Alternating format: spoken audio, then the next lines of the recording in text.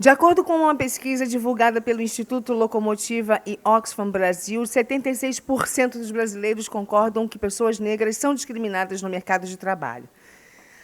Todas as falas que eu tenho aqui já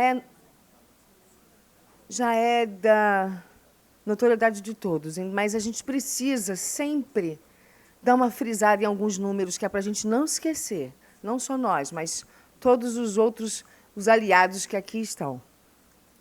Então, não é surpresa que o Instituto Ethos aponte que 80% acredita que as grandes empresas têm responsabilidade na luta contra o racismo. Porém, se considerarmos as 500 maiores empresas do Brasil, 85% delas não têm programas de incentivo à diversidade racial.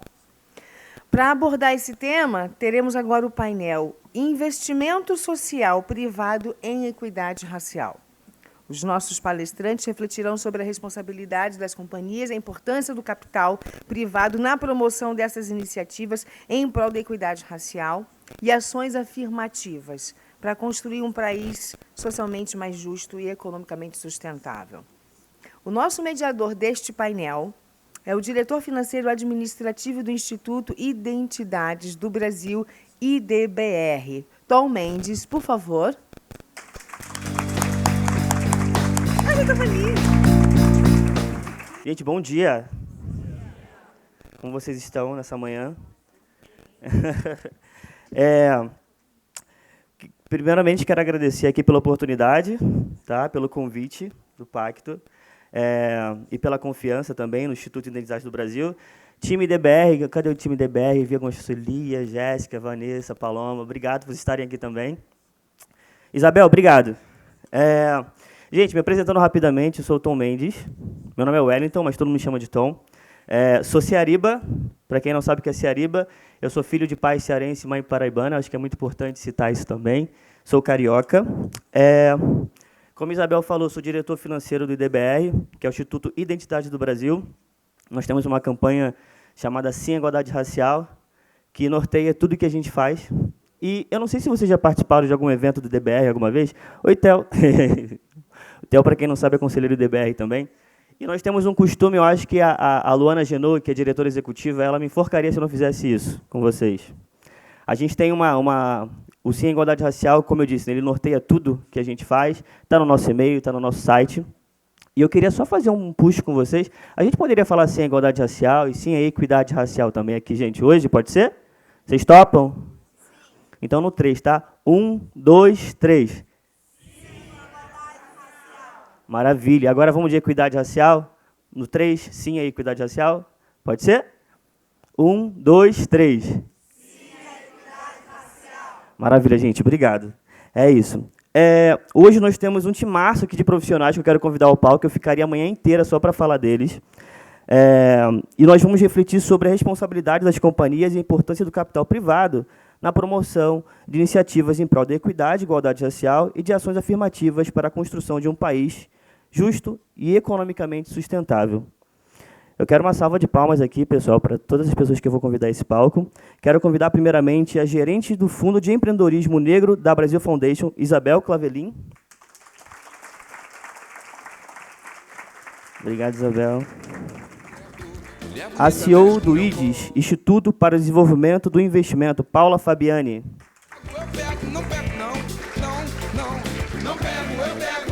Paula, bom dia. Onde vocês quiserem. A diretora executiva de Pessoas, Marketing, Comunicação, Sustentabilidade e Investimento Social da B3 e nossa parceira no DBR, Ana Buchain. E o diretor executivo do Fundo Baobá, Giovanni Harvey.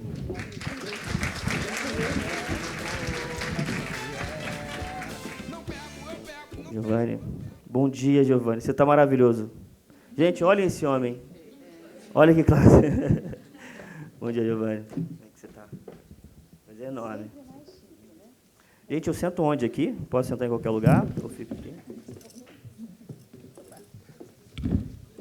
Gente, eu vou sentar aqui, tá?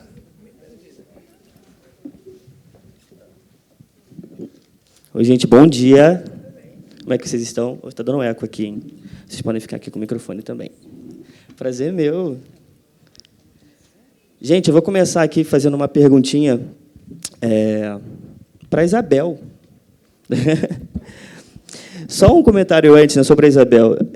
Isabel é jornalista diplomada, com 18 anos de experiência em assessoria de comunicação nos setores público, privado e cooperação internacional.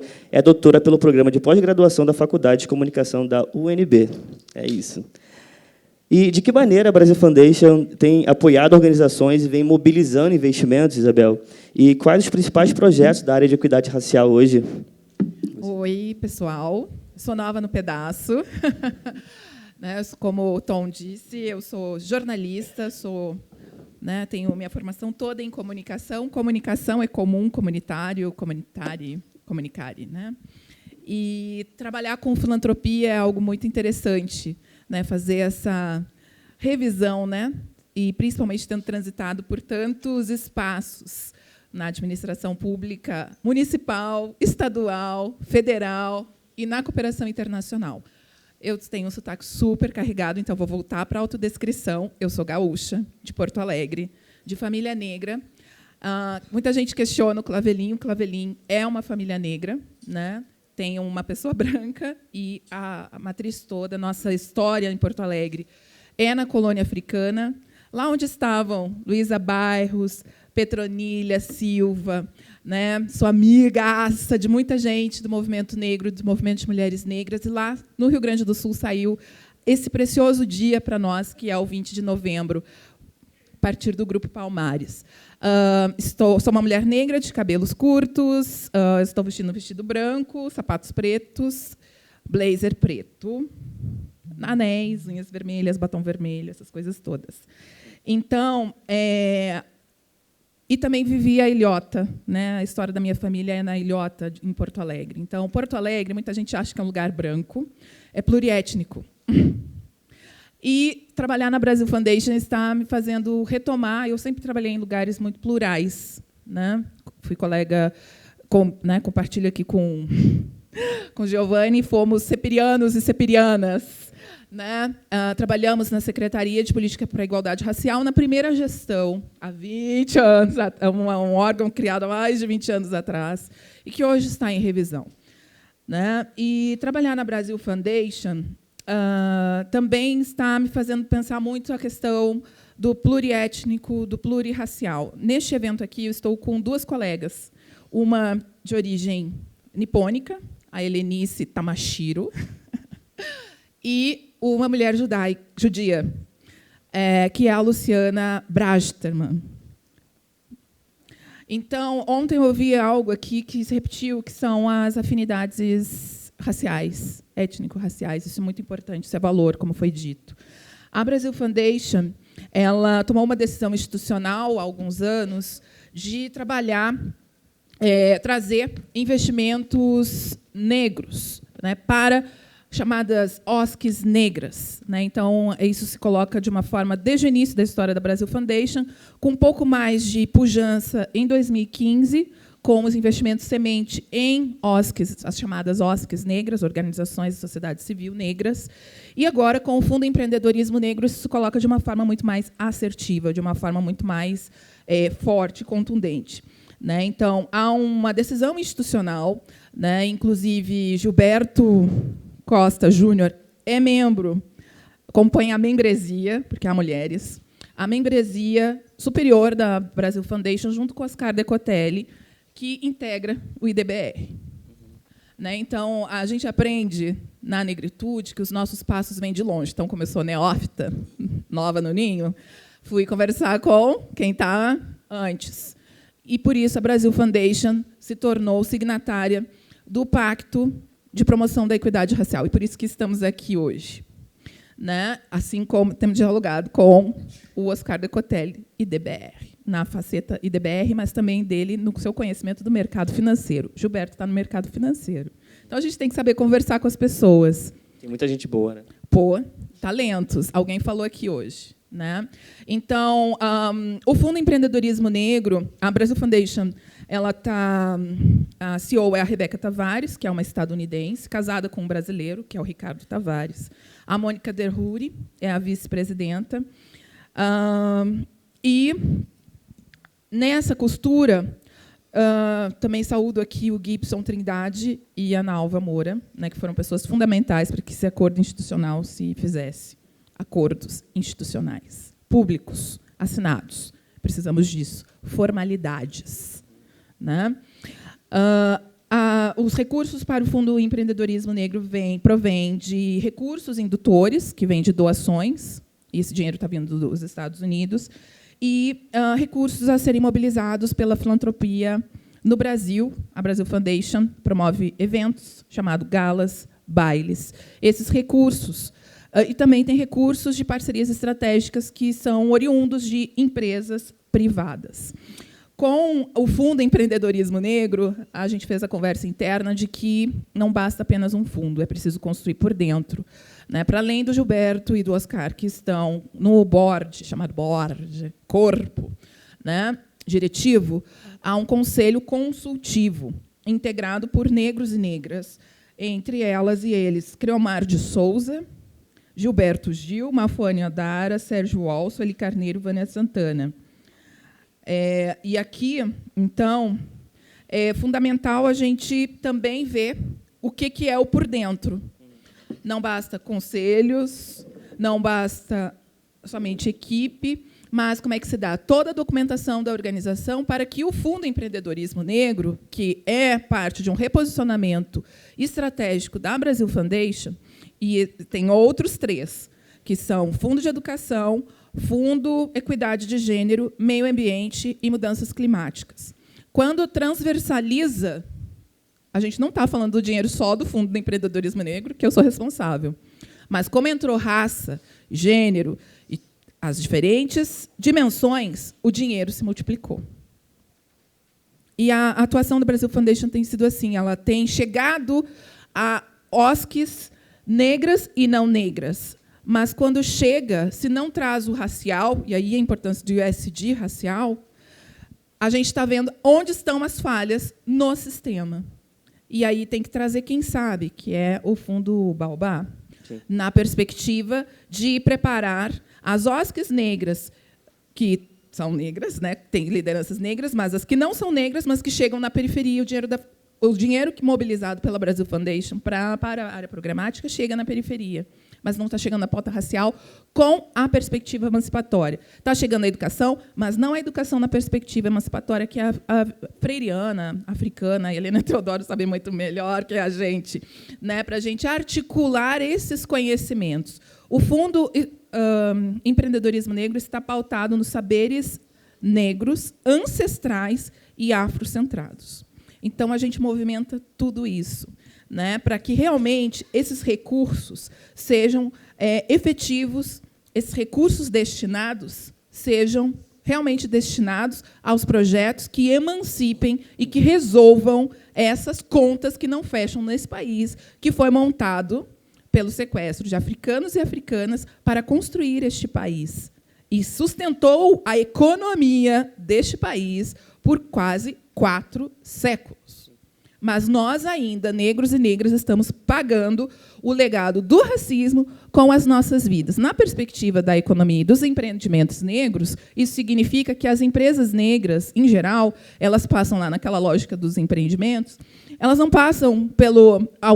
muitas morrem no ciclo da morte, que a Sueli Carneiro vai chamar de ciclo da morte, né? E tem o vitalismo da vida, que é o que coloca a branquitude, né? Mas tem um segredo, tem os segredos negros, que tem muita gente negra empreendedora há mais de 30 anos. Faz porque gosta, trouxe, né? Tem os restaurantes, tem as cozinheiras, né? Tem as artesãs, e tem muita gente nas startups fazendo jogos, fazendo games. Então, o nosso conhecimento, como ontem a Benilda trouxe, né, a tecnologia, a gente sabe quem é que traz na cultura né, dos sagrados negros, que é Ogum.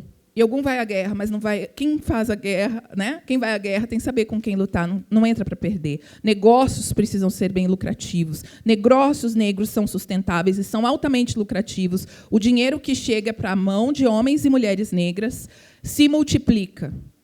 Então, chegou a hora de realmente nós sermos convocados e convocadas a entender esse jogo racial que se estabeleceu no mundo e que está custando as nossas vidas, porque elas valem muito, as vidas negras valem muito, Black Lives Matter, e nós sabemos aí que o apoio à pauta da equidade, da SD racial é fundamental, assim como as ações afirmativas nas empresas. E, para fechar aqui a minha fala, eu acho que eu já estou meio longa, o apoio à mobilização sobre investimentos sociais privados em filantropia negra, que é diferente. A Brasil Foundation não é filantropia negra, ela é uma filantropia estratégica, porque ela não é uma organização negra.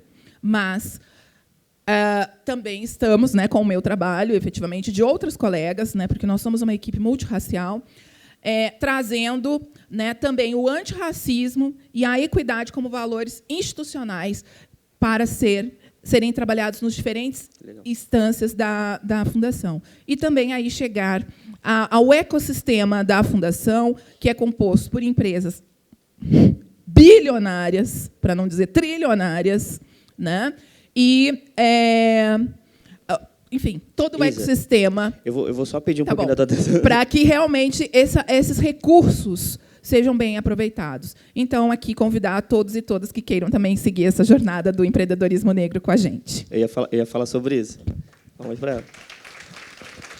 Gente, então vocês sabem, quem quiser investimento, estiver precisando de um investimento semente, outras formas, Isa está aqui para compartilhar o conhecimento também. Eu quero falar de uma outra frente também, agora convidar a Paula Fabiani.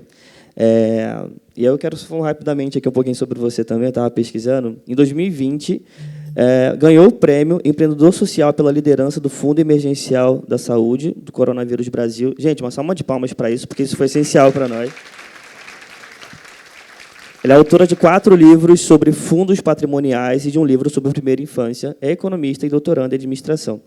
A gente sabe que o IDES ele apoia e prepara diversas organizações, qualificando, né, para o fortalecimento da relação com os filântropos.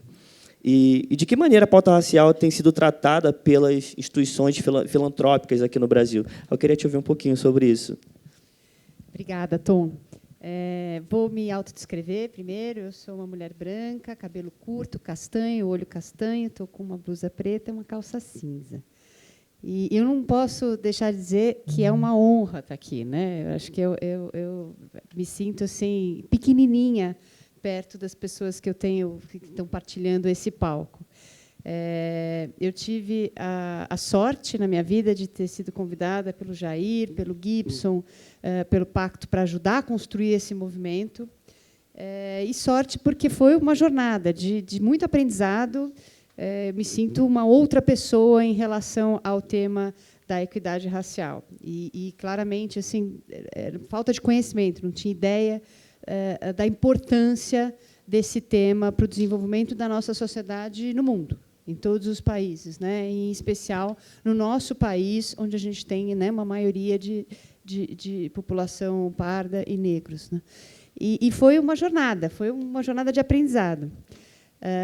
E aí só queria agradecer ao Pacto, ao Gibson e Gilberto, Jair e a todos aí, e a todas também. Aprendi com muitas pessoas nesse processo sobre essa questão. Mas indo à sua pergunta, né, eu acho que a pauta racial ela tem sido cada vez mais constante nas discussões, e a gente tem visto isso, inclusive, no poder decisório, né? A gente vê na governança das organizações esse tema sendo debatido. Porém, as mudanças elas demoram mais para acontecer, mais tempo para acontecer do que a gente gostaria, né? Isso está acontecendo de uma forma lenta, não tão rápido quanto desejado, mas isso tem sim integrado as discussões de governança. E a gente no IDES tem trabalhado de 4 formas, né? Uma você já mencionou, que é com capacitação. E a gente tem um grande desejo, inclusive, de poder ofertar capacitação para apoiar organizações lideradas por pessoas negras para poderem acessar o recurso das empresas, né? O Pacto, né, preconiza o investimento social privado das empresas nessa pauta, ou seja, para a sociedade, não apenas ações afirmativas e olhar para dentro da empresa, mas olhar para fora da empresa, como que a gente muda essa questão na sociedade.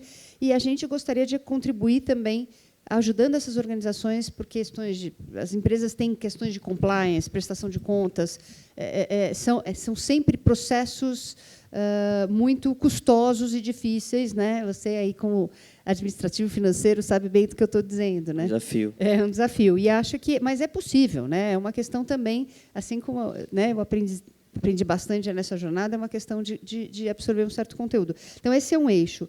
Outra questão é discutir, no planejamento estratégico, sempre trazer a questão da equidade racial para a teoria de mudança, para o olhar estratégico, como você está planejando suas ações, porque ele é um tema transversal.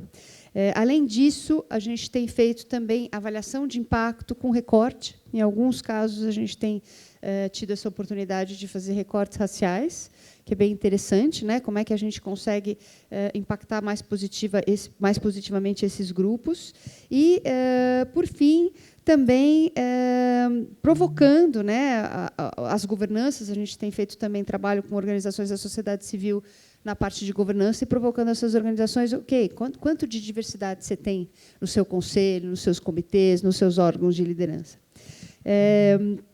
Algumas organizações que a gente chama financiadoras ou grant makers, que dão grants, fazem doações, que apoiam outras organizações, como a Brasil Foundation, né, têm buscado não só financiar organizações que atuam com essas populações, mas também que são lideradas por pessoas negras, né? A gente tem visto isso globalmente acontecendo. No Brasil, ainda é um pouco devagar, mas a gente já vê esse movimento.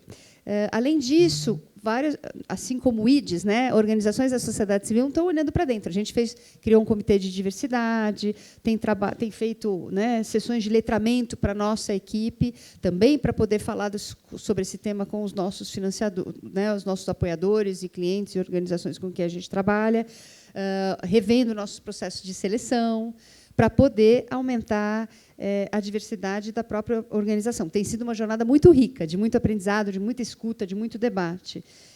E, por fim, né, a criação de fundos. Esse é um tema que a gente tem estudado, tem proposto. Como é que a gente cria, assim como a Brasil Foundation fez, né, outros fundos para apoiar organizações lideradas por negros e negras. Eu acho que aqui a gente também poderia dar um salto apoiando essas organizações de uma forma direta, inclusive com investimentos em gestão, em capacidades, né, a parte de captação de recursos, que a gente vê que é uma dor muito importante das organizações, para que elas realmente possam acessar mais recursos e fazer um bom uso desses recursos também. Vou passar, né, que eu sei que a gente andou bastante ali no tempo. Não, e até falar com vocês também sobre isso, se vocês quiserem trocar entre vocês aqui algumas palavras, fiquem à vontade também. Eu estou controlando o tempo aqui, mas está super tranquilo. Eu estava conversando com a Ana agora há pouco ali em cima sobre esse lugar, né, eu comentei com a Ana que eu fico muito tranquilo de dormir e acordar todos os dias por trabalhar no IDBR, porque eu não tenho que provar. As pessoas aqui sabem, independente da dificuldade que a gente tem em várias frentes, com relação a ter que mostrar o que é certo e o que é bom, né, quando a gente fala de nível Brasil e mundo, eu fico muito despreocupado com isso, é muito tranquilo, porque eu vejo o desafio de muitas pessoas nas empresas ter que provar para a sua chefia, provar para a sua equipe que a pauta racial, a pauta de gênero são pautas importantes e essenciais para que a gente evolua como país, né? Então, eu fico muito tranquilo, né? A gente fala sempre que no IDBR a gente tenta trazer as boas práticas, né, do mercado para o terceiro setor também. Então, a gente fala de metas, de métricas, né, de prazo e, principalmente, de investimento. Sem investimento, não acontece nada. O Fred Trajano, uma vez no encontro nosso, ele comentou o seguinte: não dá para eu colocar um avião no ar com asa quebrada. E, para que a pauta racial ela voe de verdade, tem que ter investimento, tem que ter um bom avião para isso acontecer, né? E, agora, falando também de mercado, de B3, eu quero convidar agora a Ana para falar um pouquinho com a gente.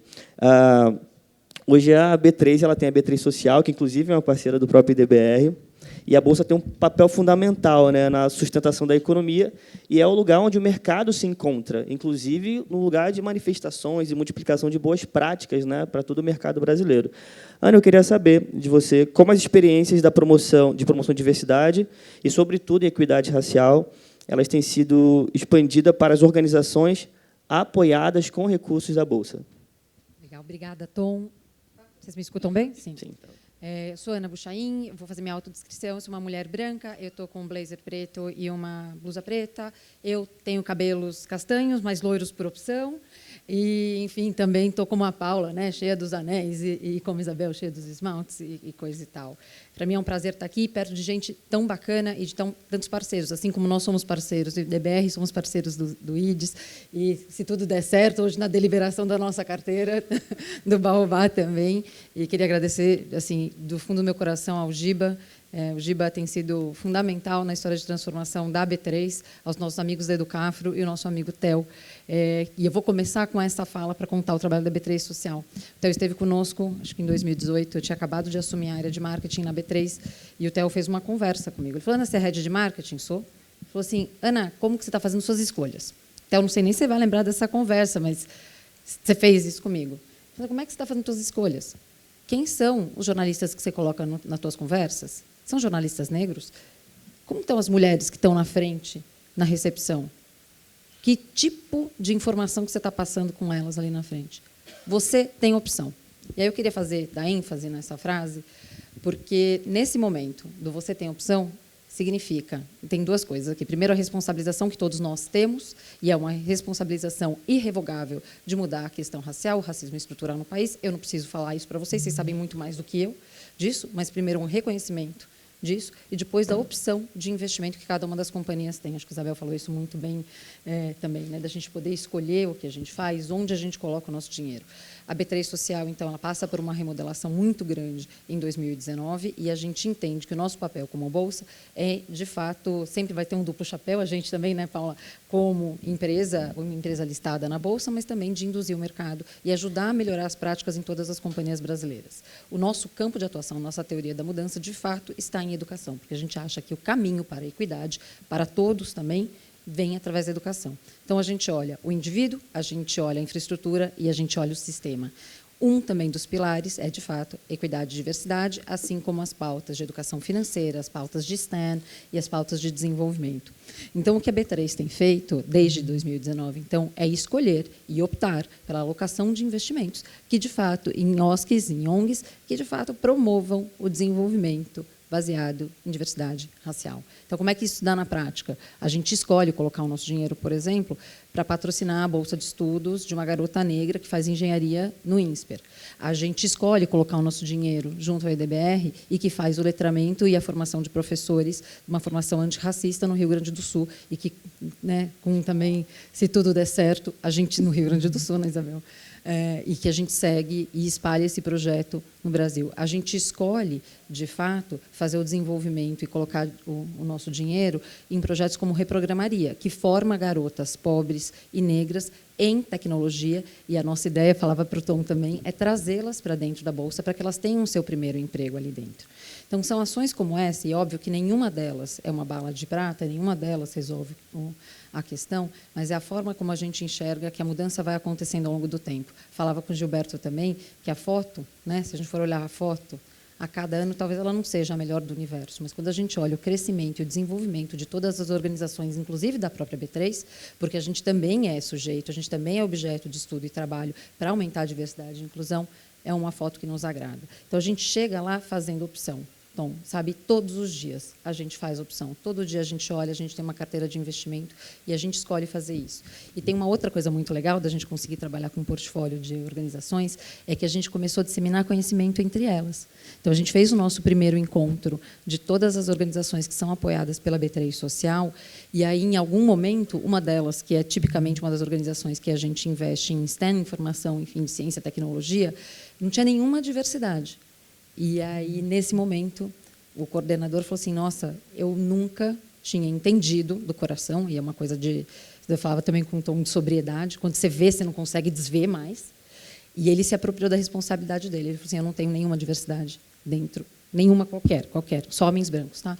Dentro da minha própria organização. E aí a gente colocou essa organização perto da outra, para que eles também pudessem aprender e se letrar e se desenvolver.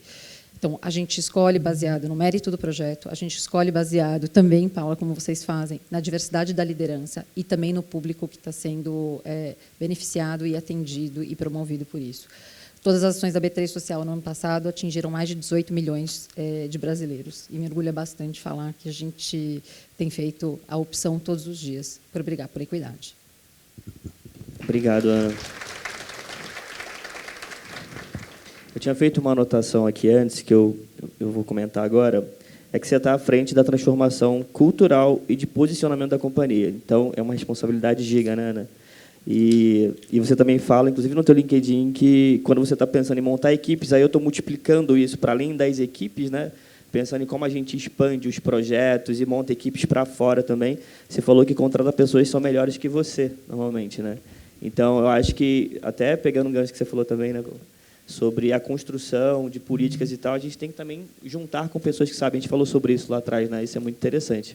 Então, e agora, vocês são... Desculpa te interromper, mas vocês são muito melhores que a gente. Vocês sabem muito mais do que a gente. Por isso que a gente cerca de parceiros tão fortes quanto vocês. Porque a gente consegue aprender, a gente consegue se desenvolver.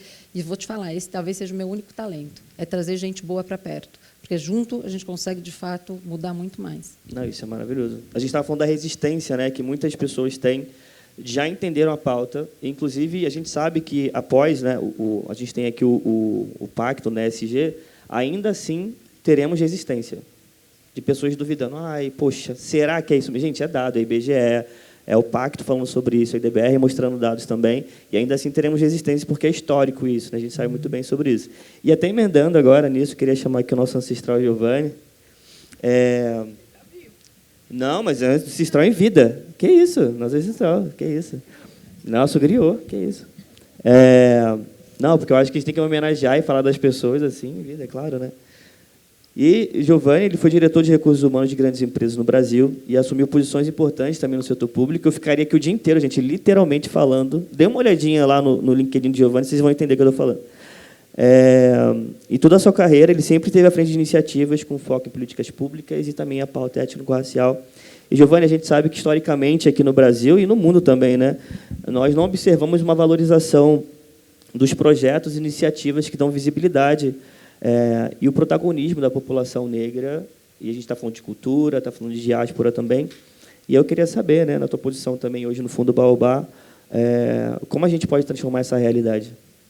Ok, eu vou aproveitar que você falou ancestral, né? Eu estou próximo dos 60 anos, sou um homem negro, estou vestindo um paletó azul e uma gravata rosa, e queria saudar você, Tom, a Paula, a Isabel, a Ana, tá? Um prazer estar aqui com vocês. Queria retribuir a saudação que a Luana fez, ao Jair, o Gibson, a Helena Teodoro está aqui, o Fábio Conceição, que está ali atrás, e poderia citar várias outras pessoas. Eu entendo o seguinte, o Fundo Baobá ele tenta financiar, né? Nós somos um fundo, ao longo desses 11 anos, nós doamos aproximadamente 20 milhões de reais para 900 iniciativas, e mais da metade dessas iniciativas nunca haviam recebido recurso da filantropia. E por que nós conseguimos alcançar essas iniciativas? Porque nós tentamos identificar quem está lutando na fronteira do enfrentamento ao racismo estrutural.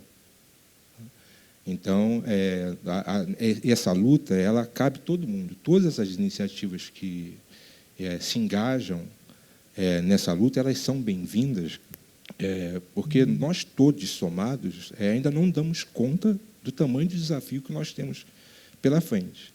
O que nós buscamos, como uma instituição que foi constituída a partir de uma mobilização de organizações do movimento negro, há 192 organizações há 15 anos atrás, e que tem uma governança constituída por pessoas negras, né, com o privilégio de ter a Sueli Carneiro como presidenta do nosso conselho, é tentar identificar onde está a fronteira da luta contra a discriminação racial.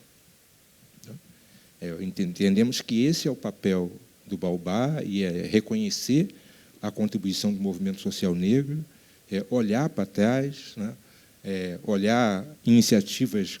Eu sempre falo muito de história, né, reconhecer iniciativas que vieram antes de nós. Eu tive recentemente em Salvador e visitei a Sociedade Protetora dos Desvalidos, foi fundada em 1836, e tive uma aula com uma série de informações que eu não tinha. O papel da conjuração baiana, a revolta dos Búzios, no final do século XVIII, defendendo a proclamação da República, e depois, no contexto da Revolução Francesa, e nós tivemos uma proclamação da República 100 anos depois, que se deu em bases completamente diferentes do que a Revolta de Búzios propunha.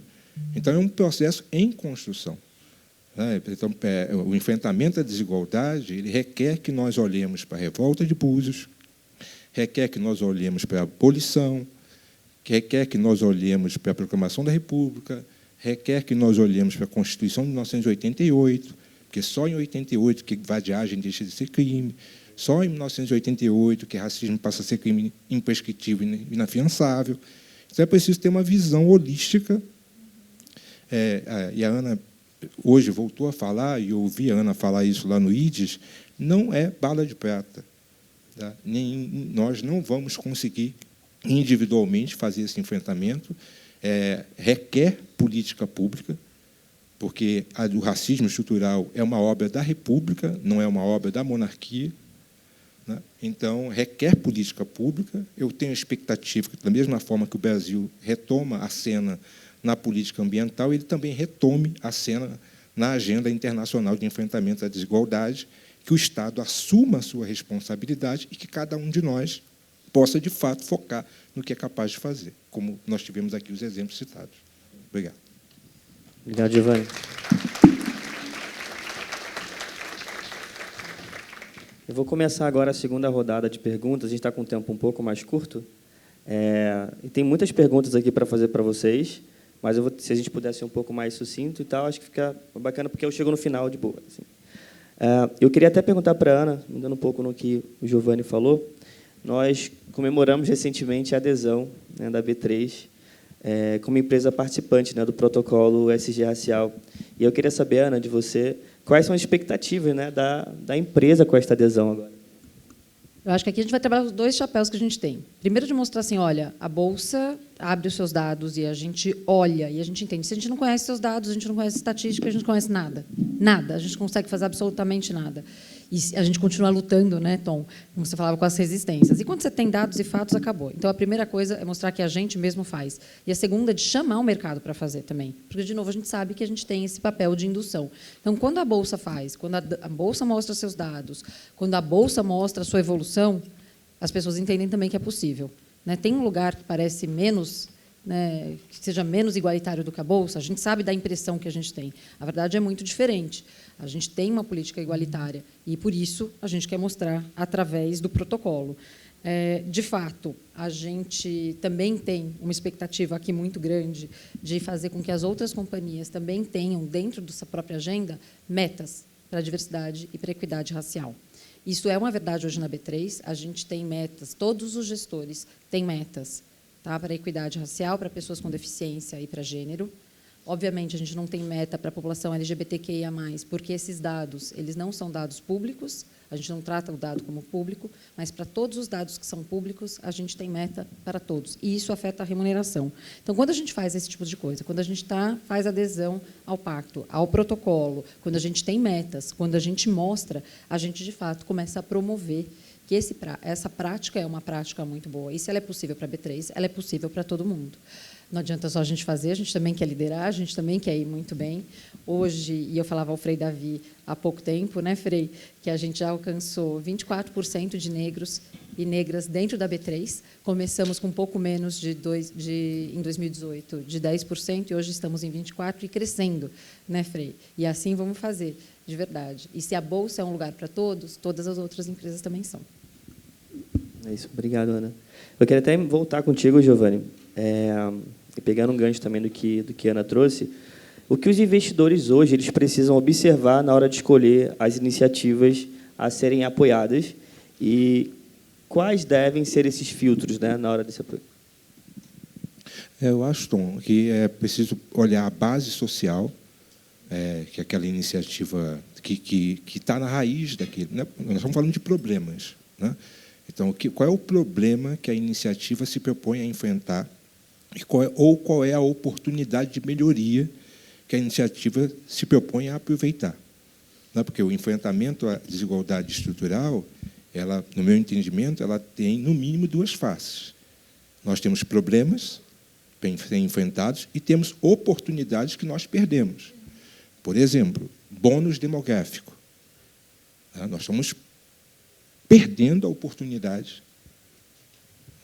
que é o fato de que, a partir de 2030, 2032, talvez o meu dado esteja desatualizado, nós vamos perder esse bônus demográfico, que é o fato de nós termos uma população jovem, população em idade economicamente ativa, em uma proporção maior. Né? A pirâmide etária vai deixar de ser uma pirâmide etária da forma como nós aprendemos na escola. Então, se trata de enfrentar problemas e de aproveitar oportunidades. Então, acho que a primeira questão é isso. Qual é o problema que a iniciativa está se propondo a enfrentar? Qual é a oportunidade que ela está se propondo a aproveitar? Segundo, tem base social? É legítimo? Porque o racismo ele se reproduz. Ok?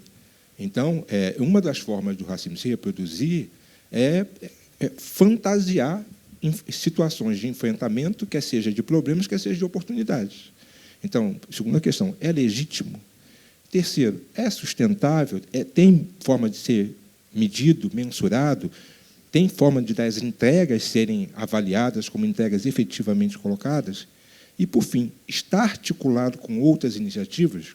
Quer dizer, todas as vezes que nós tomamos uma decisão de investimento no Baobá, nós olhamos para a iniciativa que nós estamos apoiando e olhamos para como que ela se insere dentro do ecossistema. Porque nós sabemos que sozinhos nós não vamos conseguir enfrentar. Então, nós sempre buscamos apoiar iniciativas que têm algum grau de conexão, o que não quer dizer que nós não possamos tomar uma decisão de investimento a uma iniciativa que ela está absolutamente isolada, mas ela é importante pelo potencial que ela tem de transformação. E acho que seriam isso. Maravilha. Obrigado, Giovanni. Quero passar agora a palavra para a Paula. Eu queria saber qual tem sido assim, a percepção dos investidores quanto às transformações sociais demandadas pela sociedade, cada vez mais são crescentes, né? Em especial no que se refere às questões raciais, e como o Pacto tem contribuído com essa revolução, né, que tem acontecido. Bom, acho que a gente ainda tem visto, né, uma resposta lenta, né, das empresas, mas o que a gente vê é que o debate ganha força, né, como eu tinha dito.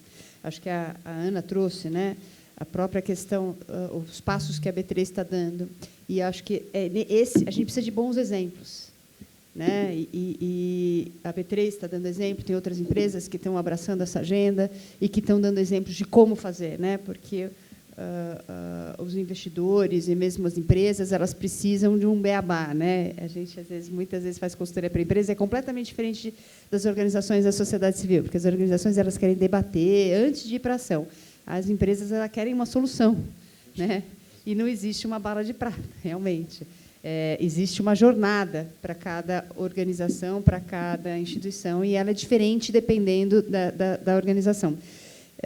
E a gente vê poucas pessoas, poucos negros, poucas negras nas tomadas de decisão, né? O que dificulta ainda mais, porque a compreensão dessas questões elas são mais lentas, né?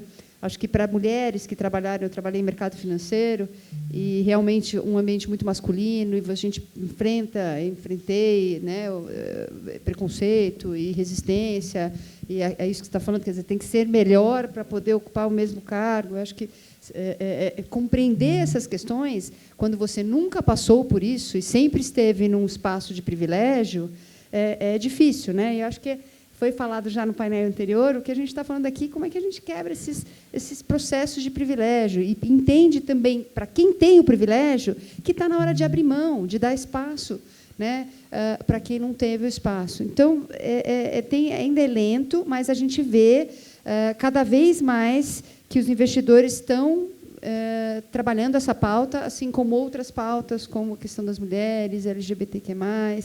E o pacto acho que está sendo fundamental nesse debate, né? E foi brilhante essa ideia de ter um índice, né, para poder realmente ter uma ferramenta transparente de diagnóstico que te dá um número, que as empresas entendem números, né? Né? Só você ver, todos os reportes são números, né? E aquele número ele pode ser traduzido em ações para você mudar aquela situação. Além do índice, né, o pacto traz todo uma lista de ações afirmativas. Ele traz as soluções. O que você pode fazer para mudar essa situação? E, por fim, né, que é onde a gente contribuiu bastante, como o IDES, o investimento social. Quer dizer, eu não posso olhar só para dentro da empresa. Eu tenho que contribuir para a mudança na sociedade, né? A sociedade cobra, inclusive, tem várias pesquisas que mostram como os consumidores hoje preferem comprar produtos de empresas que se engajam em pautas importantes. Então, a gente vê hoje, já é notório que para as empresas é importante responder essas demandas da sociedade. E por fim, né, o próprio pacto ele traz esse guia, como fazer o investimento social, inclusive privilegiando organizações lideradas por negros e também outras pautas que são importantíssimas para avançar, como educação, primeira infância e outros, né, empreendedorismo, geração de renda e outras questões que vão, né, empoderar esses grupos. Mas, por fim, acho que uma sacada maravilhosa é falar do ESG racial, né? É trazer tudo isso para o ESG né, acho que a gente tem uma oportunidade hoje, porque já foi falado também no painel anterior, quer dizer, a gente vem debatendo, tem o Triple Bottom Line, os próprios Objetivos de Desenvolvimento Sustentável, o capitalismo consciente, ou seja, a gente tem vários nomes para dizer, ok, as empresas têm um papel socioambiental e elas têm que contribuir. Não é só para si, mas é para todos os stakeholders, né? Para todas as partes interessadas. Mas o ESG ele trouxe isso para os investidores, que são aqueles que podem realmente mudar, falar, oh, empresa, eu vou investir, vou comprar a sua ação se você tiver práticas socioambientais. E colocar dentro ali do S, e mesmo do G, né, da governança, e mesmo no ambiental, porque são grupos que sofrem muito as consequências das mudanças climáticas. O tema da equidade racial, eu acho que é maravilhoso a gente falar dentro desse âmbito do ESG. E acho que o pacto, né, fincou a equidade, colocou a equidade racial nesse debate, e a gente está vendo isso reverberar em várias esferas, né, tanto de mercado financeiro, como nos debates de governança, e também até de políticas públicas, né, que é para essas questões. Legal, obrigado. A gente está entrando na reta final aqui, e eu vou falar só um dado rapidinho aqui, vou chamar vocês para falar, e vou começar com a Isabel, inclusive. É uma pergunta para todos, tá? A gente sabe que diversas pesquisas, inclusive o próprio DBR e a McKinsey, né? Vou dar um exemplo aqui da McKinsey, por exemplo, eles apontaram que as empresas que têm mais preocupação social, né, são 45% mais propensas a aumentar o market share e têm 70% mais chances de conquistar novos mercados, né? No próprio DBR, eu conversei com a Ana há pouco, né, nós fizemos um estudo chamado Ações Afirmativas no Mundo Corporativo, e foi um estudo sobre o impacto da diversidade no mercado de trabalho, que basicamente indica que, dados de 2010 até 2019, quando a gente tem um investimento de mais ou menos 10%, né, na diversidade étnico-racial, eu tenho produtividade, um aumento, né, percentual também de pelo menos 4%. E quando eu falo de gênero, né, esse cruzamento ele vai para mais de 5%. Né, e a gente conseguiu provar por A mais B com dados que já aconteceram. Né? É um estudo que saiu no 10 de novembro aqui no IDBR e tal. E eu queria saber de vocês, né? Primeiro para Isabel. Isabel, como a Brasil Foundation lida com essa questão, né, entendendo que nós temos avanços muito tímidos assim, né, com a pauta racial, mesmo tendo tantos dados provando a importância da temática. Né? Com a filantropia estratégica e equidade racial, de gênero e defesa dos direitos humanos, justiça socioambiental, terem sido incorporados no planejamento estratégico da Brasil Foundation, que está organizado de 2022 a 2027, tudo tem que passar por isso. Tudo. Pessoas, dinheiro, parcerias, ecossistema. Tudo tem que se retroalimentar, porque, senão, não vai ser estratégico. Os painéis aqui anteriores disseram isso. O que é colocar no centro? Então, o centro tem que se realimentar, tem que ser virtuoso. Você tem que criar um círculo virtuoso, né? No Fundo Empreendedorismo Negro, né, vamos lançar agora, dia 21 de dezembro, um edital público, né, para a seleção de 5 a 8 dinamizadoras, com um ticket médio de R$150 mil para cada dinamizadora, para os anos de 2023 e 2024.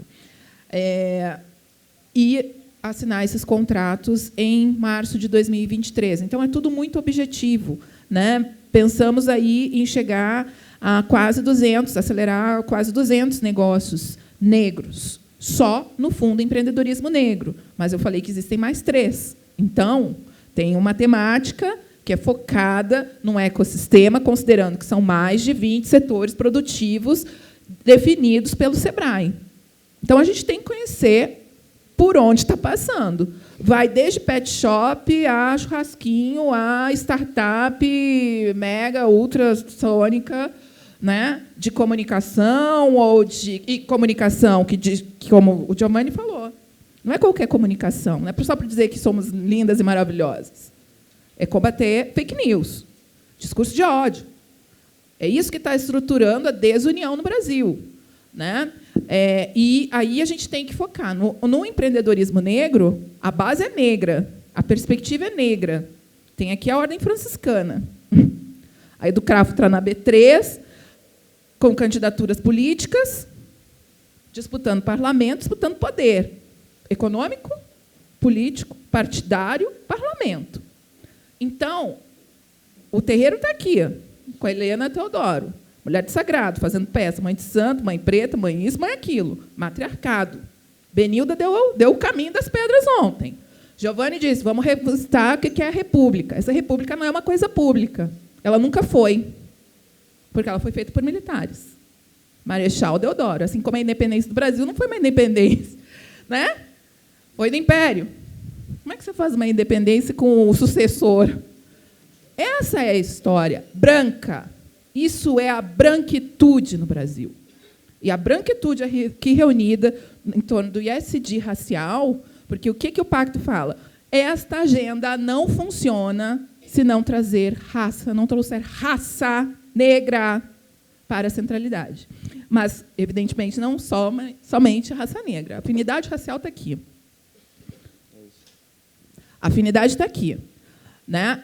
Judeus e judias. Eu tenho uma colega judia. Ela sabe o que é perseguição.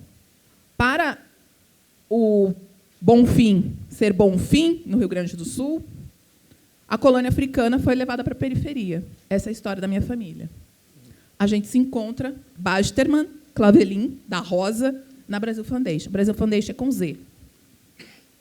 Foundation é fundação. Como diz o clipe do Silva, a cor é rosa, o Brasil com Z está matando o Brasil com S.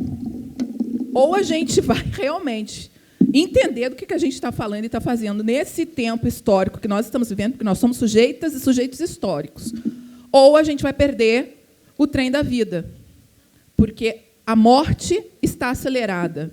As mulheres negras, todas que passaram por aqui, os homens negros, todos que passaram nessa roda aqui, e tu sabe, porque tu é alvo. Eu sou mãe de um alvo, tu é mãe de um alvo. Todas nós sabemos aqui o que é o alvo da morte. Meu filho é um adolescente negro de 16 anos. 2 dias antes do Bernardo fazer 16 anos, que votou pela primeira vez para presidente, Bernardo levou um aperto da polícia em Copacabana. Os meus colegas negros da Brasil Foundation, 2 homens negros, cariocas, me deram o caminho das pedras para o Bernardo saber lidar com a polícia carioca, que é onde o terrorismo de Estado é o pior. Eu frequento escola de samba. Estou lá no Centenário da Portela e na Mangueira. A Portela funciona há 100 anos. Aquelas meninas negras que vão dançar na Portela, que são pequenininhas, a mãe dela está atrás com um escrito, mãe de passista. A escola de samba vive. Portela está desde 1600 lá, né? A fazenda. Então, é isso. A gente tem que revisitar esse país. Povo sem história, povo sem memória, é povo morto. É isso. Obrigado, Isa.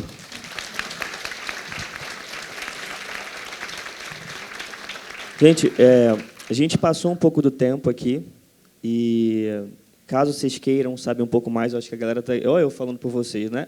Super aberto para conversar, tirar dúvidas, ver investimento. Aproveitem muito a presença dessa galera aqui. Representam muito para nós aqui. Queria saudar também aqui os nossos griots, Frei Davi, Helena Teodoro, que esteve com a gente também no dia 10. Até o super parceiro, nosso conselheiro, toda a equipe aqui também do protocolo, SG, Gil, todo mundo. Quero agradecer a vocês, Paula, Isabel, Ana e Giovanni, pela presença aqui também. Gente, muito obrigado a todos vocês e uma boa tarde, um bom evento para vocês. É isso.